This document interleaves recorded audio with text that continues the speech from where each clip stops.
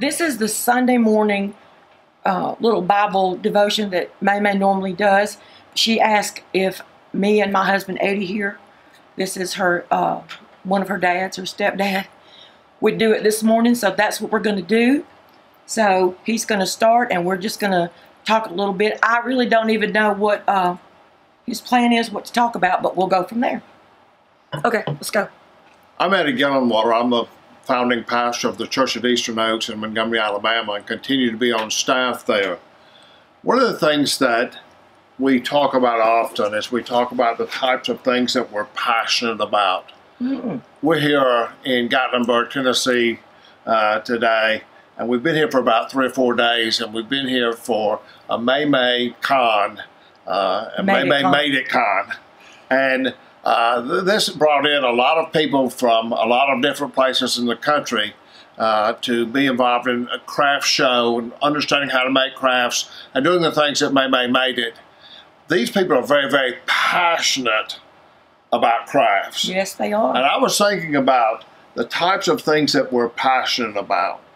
You know, one of the things that they asked Jesus one time, as they said, Lord, of all the commandments, which one is the most important? And you think about it, a lot of times we talk about the commandments, we think about the 10 commandments. Yes, we do. And when we think about the 10 commandments, we would probably think that Jesus would probably say, well, you know, thou shalt not kill. That's, you know, that's a big important. one. Yeah, thou shalt not steal. Yeah. Thou shalt not commit adultery. Love your mother, love your father. And so just kind of thinking about all the 10 commandments, probably the one that asked him this, who was a very religious man, thought that Jesus would probably come up with one of those. But here's what Jesus said.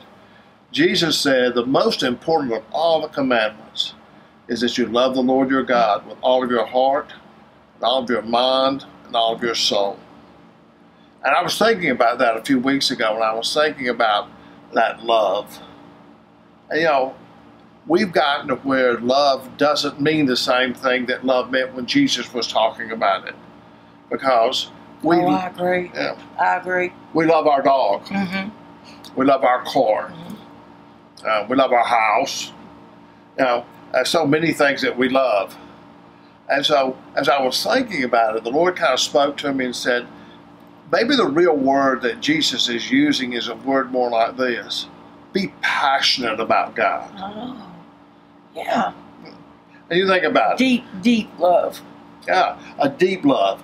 Something that is more than just, well, I love peanut butter and jelly sandwiches. You know, or I love chocolate cake. Or, you know, I love, you know, I love, you know, Alabama football. Yeah. Okay. So what's a passionate love? But what am I passionate about? Yeah, you mean what passion, I guess, means you're just enthralled. Everything is about that, right? Everything is about whatever you're passionate about. Exactly. It's more than just a love of our mind, where we think about it because of our mind. It's more than just something we love because we like to eat something. It's more than just liking. It goes all the way to the depth of our spirit. And you know, that's what Jesus said anyway. Jesus said that we're to love God, or we're to be passionate about Him. Look, tell them. With our, we're to be passionate about Him. Well, you know, as it relates to our heart and our mind, and then He uses that word soul, because that soul is a depth of spirit. And so He's saying, from the depth of your spirit, be passionate about God. And, you know, one of the things we were talking about earlier today, we were talking about that in our society today, there are so many broken people. Oh, yes. You know, they're people broken. Just looking for something, just needing someone, just needing some encouragement, just needing someone that cares. That's exactly Somebody right. that cares. Because, you know, but people are broken because of other people. You know, there are times when other people just break their hearts. Yes. And there are people that are broken in heart, broken in spirit because of other people, circumstances of life. We live in a tough world sometimes.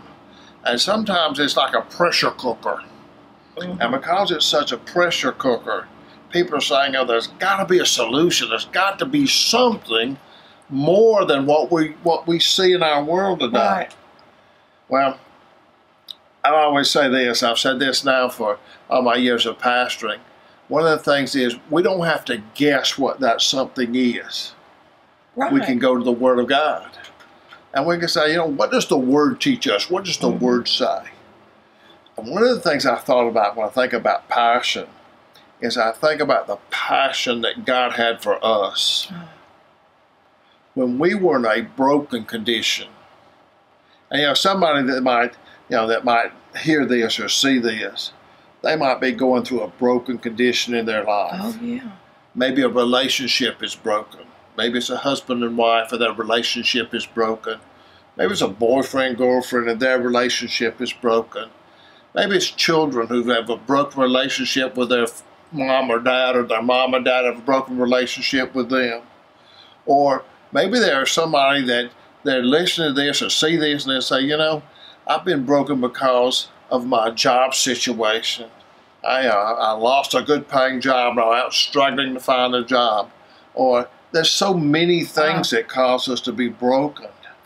You just mentioned a lot. That's right. And you think about this. God was passionate about us when we were in a broken condition. The scripture that is preached on more than any other scripture is John 3:16. Yes, it is. It says, for God so loved the world that he gave his only begotten Son, that whosoever believeth in him should not perish, but have everlasting life. But I do think that sometimes people learn that scripture and they know it so well that they just say it. I mean, they need to think about it when they say it. They need to think about what those words mean. Because, we teach it to the little children as soon as they can start learning, we start teaching them, in church about John 3:16 in the Bible. But as we get older, little kids, they see the awesomeness of God. They're so faithful. If you need prayer, I say, ask a child that's in the Word, because those prayers are going to reach God's ears for sure. And the kids are so passionate about it. But we lose that. I think sometimes, we start saying John 3:16 and we just say it because we know it.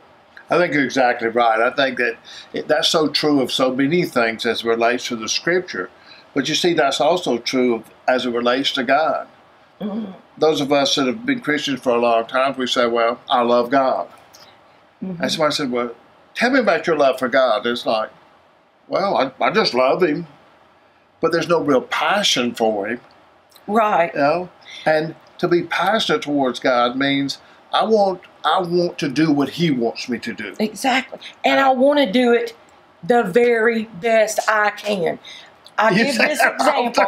I know. And I'm going to give this example because I give it a lot. I'm not saying everybody does this, but I know some people that do. But in our church, we don't have paid people to come in and clean the church. We volunteer on a rotation basis to come in and clean the church. And I want to be, when it's my turn to clean the church, I want to clean that church as best as I can because it's God's house. But I have known, and I mean not just in our church, everywhere, all churches, people that have to clean the church it's their turn to clean it. Let's see how fast we can get in there and get it done, hit the high spots and leave. This is God's house. I cannot say I love God and then, go sweep stuff, brush it away. God's house. Do the very best you can. People don't like to clean when I clean the church because I like to stay there and make sure it's clean. And I know that's a silly example, but... Well, but it's not a silly example because it really goes to the depth of what that scripture is. When Jesus said, love God with all of your heart, love God with every bit of the passion that you have in your spirit. And it's not just whether I'm singing or whether I'm preaching. Exactly. Because sometimes we take those because they're very visible jobs. We say, well, if I can't sing and I can't preach, I can't serve God. But there are people that don't sing, they don't preach, but boy, they do a great job of cleaning our Yes. church. There are Behind the people that scenes. there are people that do a great job. The lawns at our church look immaculate. Yes, and I bet a lot of people in our church don't even know who does that. That's right. But our yards are beautiful. Somebody has to do that, and they do it for their love of God. They do it out of their heart, and it's just great. Teaching kids, you know, if you're doing it because you're doing it for a passion for God, to teach children or any class, your class is going to be good. But if you're doing it and don't want to, you know, I'm just doing it. Well, and again, the one that asked Jesus this, Matthew records it, Luke records it, Mark records it. All three of those record the question of a religious person coming to Jesus and saying, Lord, of all the commandments, which one matters the most? And when he says, love God with all your heart and all your mind and all your soul, he's saying, be passionate about God. Mm-hmm. And no matter what you do, if it's cleaning the church, yes, if it's singing, if it's preaching, if it's teaching, if it's doing audio-visual. We have people that do audio-visual. Yes. And that's all they do. But they're passionate about it because of their love for God. They want it to be right. You want it to be right. If you're going to, I sing in church, not very often because I am scared to sing, but every once in a while I do. But I want to practice and practice and practice and practice because I want that song to touch somebody, and I want it to come through that way. I don't want to be so worried about missing a note that when I'm singing the song, I can't just let go and let God. You know what I mean? Just let him work through it. So I try to make sure. Now I'd still mess up, but I still make mistakes singing. But that's what I try to do, and I think God honors that. I think God says, you know. Well, one of the things that I do have to say this is, you are very passionate about your singing, and it shows up. That's one of the reasons that people respond so well when you sing, because they know that it's coming from your heart, it's coming from your spirit. That's what I wanted to do. You're not just saying, I'm going to get up there and sing. And sometimes people that sing, they do it because it's my time to sing. Want to be heard. Yeah. Want to be heard. Exactly. Listen, I will say this. I've heard people sing before that they don't have a good voice, but that their song will bring you to tears because you know without a doubt they are singing that to the glory of God, not to the glory of them. And it will touch you. It will touch. God can use anything to touch people. A bad voice, you know, make a joyful noise. He can use it. But again, I think one of the things too that's so important is, you know, we talk about Christians and being passionate towards God. But one of the things I notice too is that people that get broken in spirit, and maybe they're going through a broken condition in their life sometime, and when they're going through that broken condition, they say, is there any hope for me? Right. You talk about Christians, and hey, I understand what you're saying, but what about for people that are going through, you know, a divorce situation or a financial situation? And one of the things I've learned is this: the more passionate we are towards God, the more He ministers to us in our broken condition. Because again, when we were broken is when God sent His Son Jesus. Because God is passionate about us, and because of He's passionate about us, He says, now I want to demonstrate my passion for you. And He sent His Son Jesus. And Jesus died a horrible death on the cross, but He died for us. And no matter what condition we're in, no matter where we've ever been, no matter what we've ever done, there is no sin dark enough. There's no sin bad enough. There's no sin horrible enough that God can't reach down through His Son Jesus and touch our life. And as He touches our life, He touches us with His passion. And as He touches us with His passion, then He begins to develop that passion within us. I believe this, and you and I have talked about this many times. I believe that in the beginning, Adam and Eve were very passionate about God. And then they Oh, let yeah. the devil convince them to go in a different direction. Well, God would come down and walk in the garden with them. I think they'd be passionate. That's right. You know, there's a song that I've heard that I really like, and it says, "You're never too broken to belong. You're never too broken." Some people think they have to clean themselves up and get right before they come to church and know about Jesus. Nope. And I heard this You're before, exactly and I right. think this is right. You don't clean a fish before you catch it. You have. All right. I heard that somewhere. Good I thought it was good. That's pretty good. But you can't, you need to, you can go to Christ broken, dirty, whatever, and he'll take the care of cleaning your spirit, getting everything right. Well, another example of that too is that, when you go to the hospital, you go to the hospital because you're sick. Exactly. And Yeah. you come to God because you're sick. Right. And that's what the churches should be. That's exactly right. The church should be a hospital for sick people that need to come there and know Christ. And so, anyway, I think that's really good. And I think, Passion. and to sum it up, I think that, again, we go back to what is the most important thing that we can do in life? And that is be passionate towards God. Mm-hmm. As we're passionate towards God, we will develop a passion for other people. But we will never be passionate towards other people until we have that passion for God. And so, in conclusion, we just need to say, be passionate towards God Right. as He's been passionate towards you. Right. Right. So we end in prayer. That was really good. I liked it. Father, we thank you so much for the fact that you loved us enough that even in a broken condition, when we were broken and away from you, far away from you, you sent your son Jesus. And Jesus came not for perfect people, but for broken people. And we thank you, God, that when you sent your son, he came and he took our brokenness and he restored our spirit and our soul. But there are times, Father, that we sometimes get away from you. There are times that we wander away from you. And Father, we thank you so much that you always reach back and you reach to us in the depth of our spirit to bring us back to a renewed relationship with you. And Father, today, Ed and I pray for those that are broken, those that might be away from you.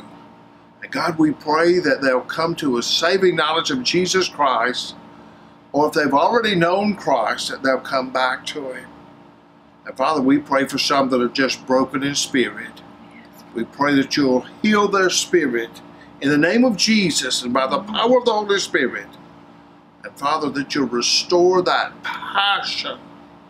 As David asked, restore in me the joy of my salvation. Restore in me the passion of my salvation. And Father, we ask it in Jesus' name. Amen. Okay, one more thing though. The verse that you said, what is the greatest commandment? Where do you find that? Can you give him the address? I'm going to have to get it for you because it's in Mark. I know. That's what I'm saying. In Mark chapter 12, verses 30 and 31. Mark chapter 12, verses 30 and 31. And you'll find that scripture. And then always read John 3:16. Always.